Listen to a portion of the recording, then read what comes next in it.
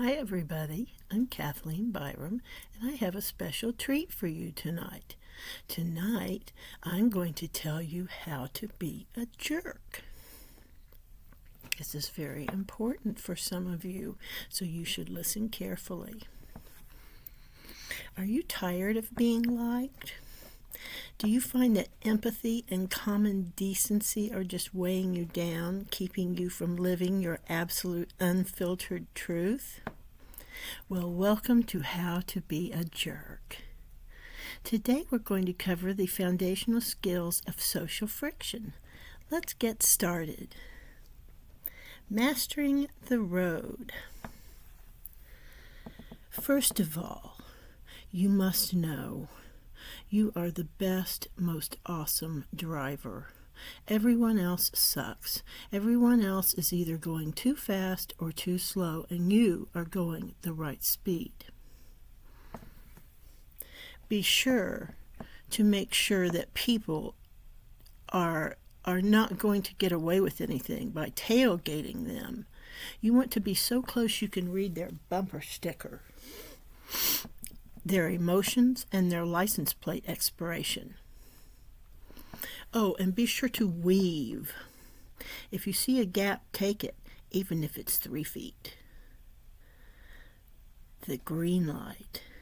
The moment that light clicks onto green, your horn must be pressed. Do not give the driver a millisecond to slack. Be the alarm clock they never asked for. Broadcasting your life. Step 1. Enter a quiet, confined space, like an elevator or a waiting room. Step 2. Start a loud, heated phone call regarding your recent medical test results or your complete tax audit. Step 3. Never use headphones. If the person across from you is trying to read a book, read your script aloud. You aren't just talking, you're providing ambient entertainment. In the gym, create a fortress. Take 3 machines at once, 1 to sit on, 1 to hold your towel, and 1 to hold your protein shaker. When you finish a set, do not move. Sit there for 10 minutes. Scroll through your feed.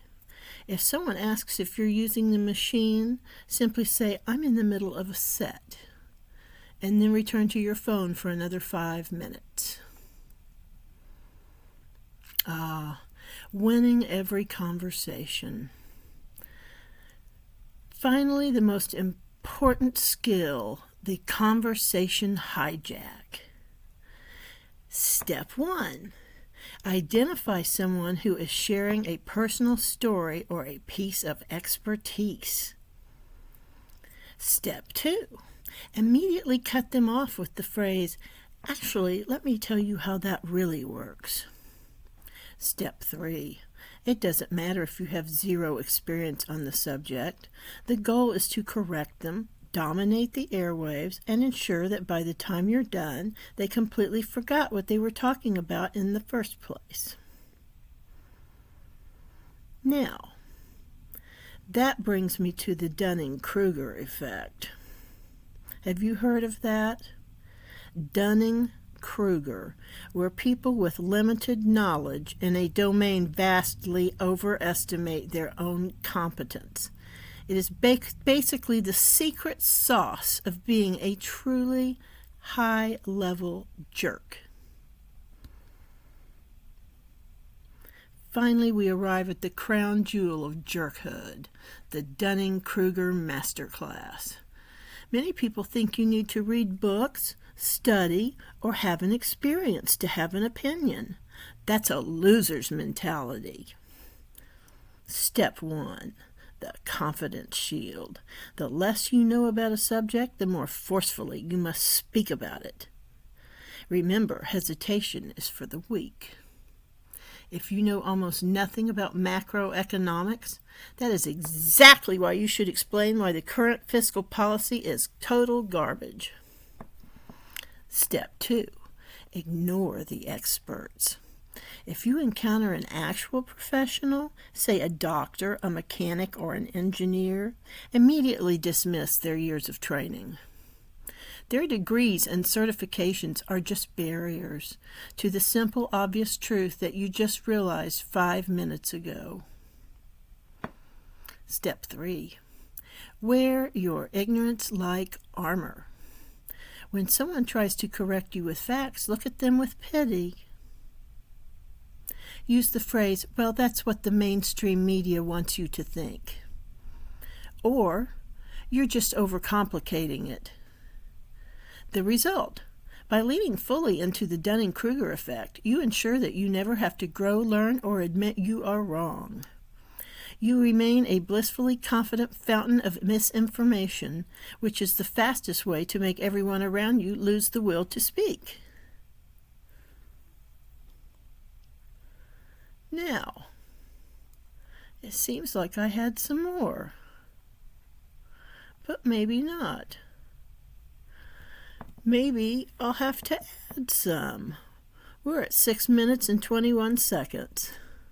And I think that now, I used to have to quit at 10 minutes, but then I figured out what I was doing wrong. So I can talk about this all day. Aren't you glad?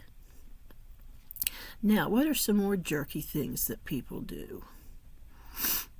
Tell me down in the comments. Tell me some of the things that make a person a jerk. I would love to hear it. I might do another one of these. So, I'm Kathleen Byram, and I'm the author of Conversations with Donkey, A Bipolar Journey. It's available at Amazon and Barnes & Noble and Walmart, all online. And if you get it from Amazon, it'll only run probably between $4 and $9 because it lists for $23.99, but they've always got it marked way, way down. And it comes in like a couple days. You don't have to wait 2 weeks for it. It's great. So anyway, check it out. It's got a good sample in there on the website for Amazon. It's a good sample, so you can get a good idea of what you're going to be reading.